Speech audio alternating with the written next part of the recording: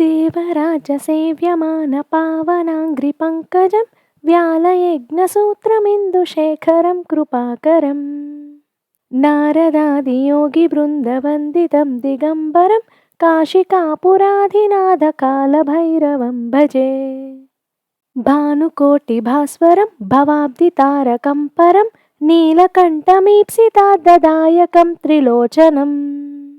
कालकालमम्बुजाक्षमक्षशूलमक्षरं काशिकापुराधिनाथकालभैरवं भजे शूलटङ्कपासदण्डपाणिमादिकारणं श्यामकायमादिदेवमक्षरं निरामयम् भीमविक्रमं प्रभुं विचित्रताण्डवप्रियं काशिकापुराधिनाथकालभैरवं भजे भुक्तिमुक्तिदायकं प्रशस्तचारुविग्रहं भक्तवत्सलं स्थिरं समस्तलोकविग्रहम् निक्वनन्मनोज्ञहेमकिङ्किणीलसत्कटिं काशिकापुराधिनाथकालभैरवं भजे धर्मसेतुपालकं त्वधर्ममार्गनाशकं कर्मपाशमोचकं सुसर्मदायकं विभुम्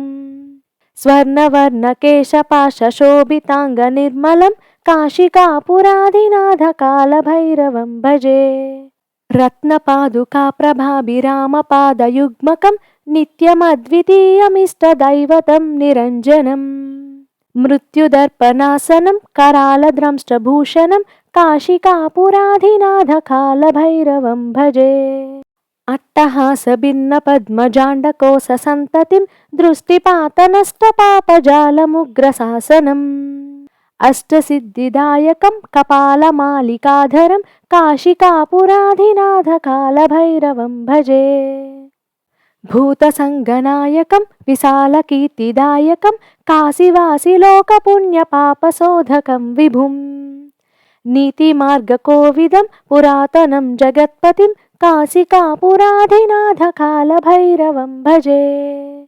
कालभैरवाष्टकं पठन्ति ये मनोहरं ज्ञानमुक्तिसाधकं विचित्रपुण्यवर्धनम् शोकमोहदैन्यलोभकोपतापनाशनं ते प्रयान्ति कालभैरवाङ्घ्रिसन्निधिं ध्रुवम्